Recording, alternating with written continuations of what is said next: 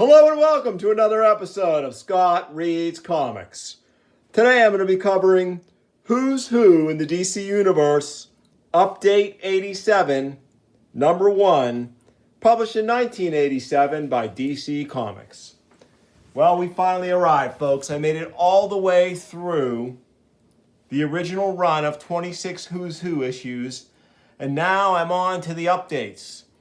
Update 87, which is 5 issues, followed by Update 88, which I believe is also 5 issues. In between there, I'm also going to try to cover the Who's Who in the Legion series, which has a distinctive look to it in terms of its presentation.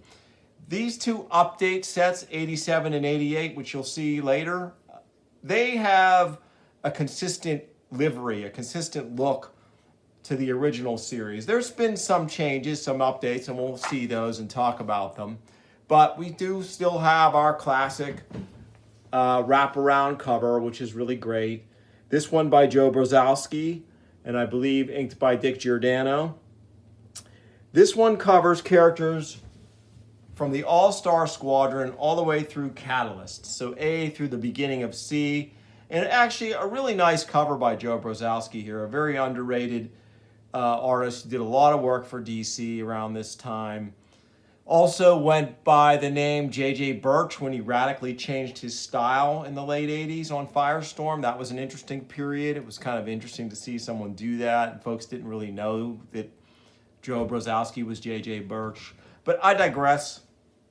I love the interactive covers on this series, and this one is no different. Brimstone, of course, really cool and menacing on there. Booster Gold and Blue Beetle. We're going to see a lot of characters in this series that have changed because of the Crisis. Because the Crisis really altered DC's continuity. Some would say simplified it, but others would argue that it complicated it tremendously. Just ask anyone who was a fan of Wonder Girl.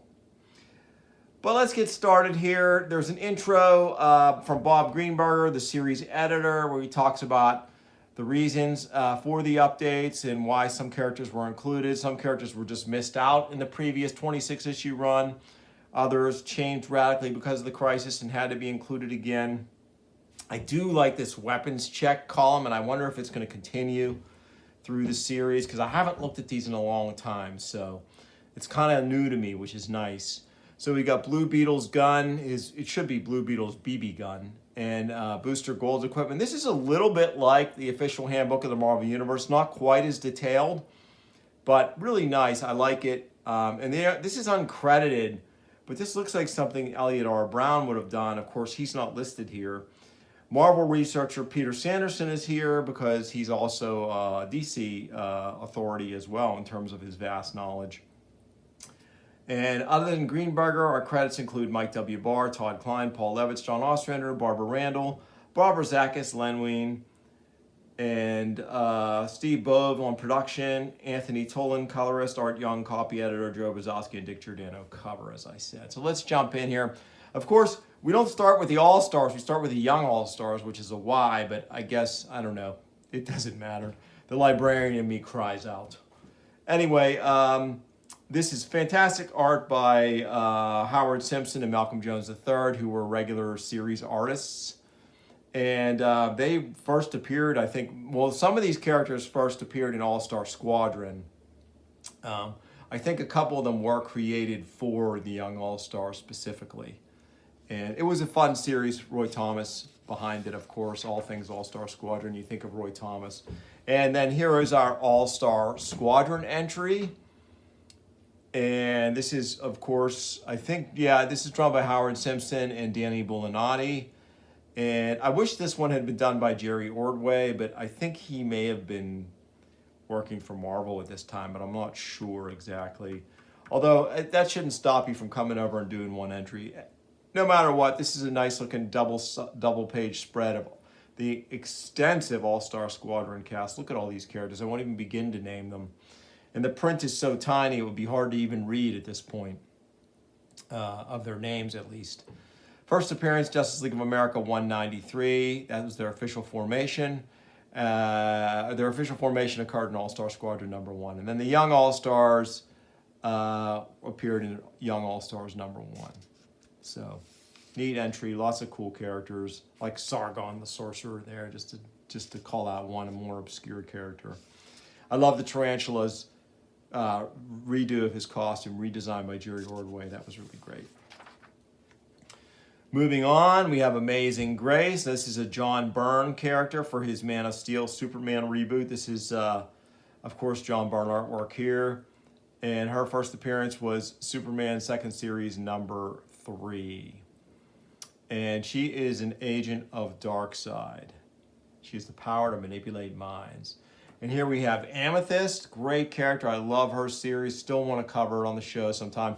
And it's neat here. This is revised. So she had an entry in the previous series. So now they're gonna mark that this is a new entry, a revised entry. Gorgeous art by Keith Giffen and Bob Smith. Really love it.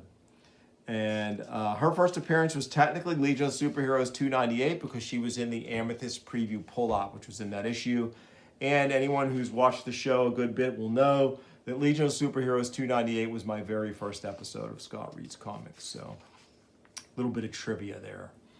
Next up, we have Ares with awesome artwork by George Perez, who was handling Wonder Woman after the Crisis. And so this was definitely his main antagonist for her to start out. His first appearance was Wonder Woman 2nd Series #1. And his occupation is God of War. I loved Perez's designs for all the gods, and Ares was incredibly menacing, really cool. Next up, Arisia, art by Joe Staton. First appearance, Tales of the Green Lantern Corps #1. Nice cartooning here by Joe Staton. I like this. Next up, we have Artemis. This is some great early Todd McFarlane artwork, inked by Al Gordon. First appearance, Infinity Inc. #34. So she would have been during Todd's epic run on Infinity Inc. when he was really getting his art chops down before he would go over to do Spider-Man, Amazing Spider-Man for Marvel. Next up, Legion of Atmos, whose first appearance was Legion of Superheroes #32. Great artwork by Greg LaRocque and Mike DiCarlo. These were the regular Legion artists at that time. LaRocque took over pretty much after Steve Lytle left the title and had a long run on the title that was really, really solid. Great storyteller. Really came into his own as an artist on this series. Alter ego of Atmos is unrevealed. Occupation champion of Xanathu. So, quite a powerhouse, that guy. Oh, and we have some Nazi supervillains, Axis America, art by Brian Murray. Their first appearance was Young All-Stars #1. Yeah, they had some interesting names. Fledermaus, Gudra, Horndal, Seawolf, Ubermensch, and Usil. So taking full advantage of sort of the villainy of the Axis characters, this team. Next up, The Bad Samaritan with artwork by Jim Aparo. His first appearance was Outsiders #3. This would have been in the Outsiders Baxter edition book. Their regular newsstand edition became Tales of the Outsiders, Tales of the Outsiders, and then this would have been the new stories would have appeared here in the Baxter book. Next up, Baron Tyranno. First appearance, Green Lantern #54. No known alter ego. Art by Joe Staton. Really like that artwork there. Did I mention that The Bad Samaritan was Jim Aparo? If I didn't, I'm remiss, but now I've mentioned it. So we'll move on. So Baron Tyranno, drawn by Joe Staton. Look at this great action shot of him stretching and punching Green Lantern. Very cool. Joe Staton, very underrated artist. I really liked his inks over Herb Trimpe toward the end of Trimpe's Hulk run, for sure. Next up, we have Batgirl revised. Still Barbara Gordon. Occupation, former librarian, former congresswoman, now civil servant. First appearance, Detective Comics 359. Great artwork by Rick Leonardi and Carl Kessel on this one. Really nice. And this, of course, is before The Killing Joke before she is shot and crippled by the Joker and would eventually become Oracle. That awesome rebirth of a character authored by John Ostrander and Suicide Squad. Really cool. Love this entry. And now we have the revised Batman entry with gorgeous two-page spread artwork from Alan Davis and Paul Neary, the team who would be doing Detective Comics at this point. First appearance, Detective Comics number 27, as all good comic fans know. Yeah, really lovely two-page spread here. Great looking Batman. Alan Davis drew a magnificent Batman. Next up, oh, I love it. We have an awesome entry on Belle Reve Prison. Art by Luke McDonnell and Rick Magyar, the artists who would have been the, Luke McDonnell was the regular artist on Suicide Squad for the first 2 years of its existence. And he would leave to work on the Deadshot Limited series and then the Phantom comic. But man, great designer, Luke McDonnell. This is totally awesome. Really, really cool. And the first appearance of Belle Reve is in, I think, Suicide Squad number 1. So, and again, I've said it a number of times in the past, for RPG players who did superhero tabletop RPGing, this kind of stuff was invaluable to us. Now, eventually, Mayfair Games would do a Suicide Squad supplement for the DC Heroes game, including detailed entry on Belle Reve, which is nice. There's Sheba, the helicopter piloted by Briscoe. Came to a very unfortunate end on Apocalypse. Great story that was. Next up, we have Bizarro, another revised edition. And this is John Byrne artwork, because again, Byrne was driving the car on Superman at this point.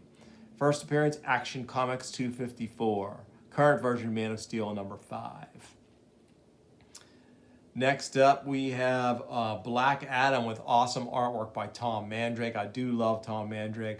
First appearance, Marvel Family number 1. Current version, Shazam, The New Beginning number 1. And alter ego is Tethadem. Blackguard, really cool. I'm a sucker for a character with a top knot. I'm not sure why, but I mean, like your Whiplash or Blacklash, your Killer Shrikes. And this character, Blackguard's just another one. Great artwork from Dan Jurgens and Arn Starr. First appearance, Booster Gold number 1. I think they were trying to jump this guy up as Booster Gold's nemesis. The power is given him by the 1000 enable Blackguard to create a mace and shield of pure energy. His hand-to-hand combat abilities, even with these weapons, are below average. So he was 5'10", 275, but he was drawn. He looked like he was gigantic. I mean, look at this. So next up is Black Mace, great Legion villain. Black Mace, alter ego unknown. Group affiliation, the Taurus Gang. Artwork here by Greg LaRocque and Romeo Tongal. First appearance, Adventure Comics 374. He has great strength, sufficient to challenge any Legionnaire in combat except Superboy or Mon-El. So he really is a powerhouse.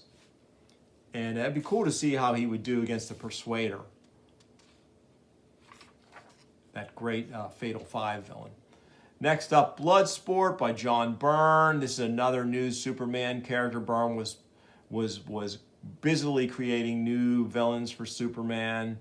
His first appearance was Superman 2nd Series number 4. Next up, we have the classic Blue Beetle. I do love this version, the Dan Garrett version. Great artwork here by Gil Kane. He was a real powerhouse. I do love this version of Blue Beetle. His first appearance was Mystery Men number 1 from Fox Publishing. I do like how DC credits that. That's really cool. And then we have the revised Blue Beetle with art by Paris Collins and Bruce Patterson, who were doing the art for the series. And its first appearance was Captain Atom number 83. That would have been a Charlton comic at the time, I believe, before DC purchased these characters. Next up, Booster Gold. Booster Gold first appeared in Booster Gold number 1. Art by Dan Jurgens and Mike DiCarlo, who were the art team. And I believe Dan Jurgens was writing Booster Gold as well. Next, we have Brimstone, who, of course, was a major force in Legends, in the 6-issue Legends limited series. Great artwork by Joe Brzezowski and Dennis Jonke. First appearance, Legends number 1. Really cool. Some neat pieces here. Here we can see some of the Suicide Squad members taking Brimstone out, which is what they did in that limited series. Next up, Captain Atom with artwork by series artist Pat Broderick. This is a revised Captain Atom. And his first appearance, the modern version, is Captain Atom #1. And the original Captain Atom was Space Adventures #33. Captain Marvel, aka Shazam, with great artwork by Tom Mandrake. This is another revised version.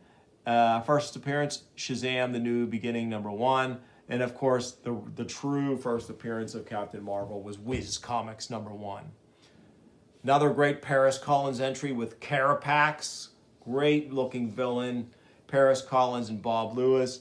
His first appearance was Blue Beetle #14. Alter ego Conrad Carapax. Former archaeologist, now criminal. Oh, yes, I love this guy. Carcharo. I was buying Infinity Inc. off the rack at this time. Great artwork. Todd McFarlane, Al Gordon. Really great character. I believe he dies when he bites Mr. Bones, who has a cyanide touch. He bites his leg off and then dies from the cyanide poisoning. Infinity Inc. #25 is his first appearance. Alter ego, none. Then we have Caress, another member of the Fatal Five, one of the newer members, Greg LaRocque, Mike DiCarlo. Her first appearance was Legion of Superheroes 25. That would have been the Baxter book.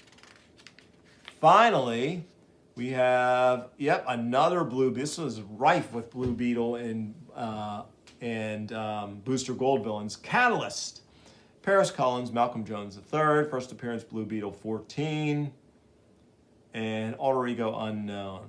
Occupation Professional Criminal. Very cool. I do love Paris Collins. I should do a whole show on why I love Paris Collins, because his art is great. And we have, of course, the same continuation of the inside back coverage of the current books that some of the characters featured in the issue appear in, which is always a nice feature. And Suicide Squad #3 is on here. So Suicide Squad was just getting into the swing of it, and I was buying these off the rack, and it was a great time, I'll tell you. It was awesome.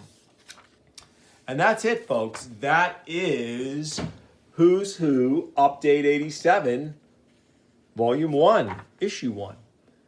I hope you enjoyed it. If you did, like and subscribe. Tell your friends. I'll bring you more soon on Scott Reads Comics. Thanks for watching.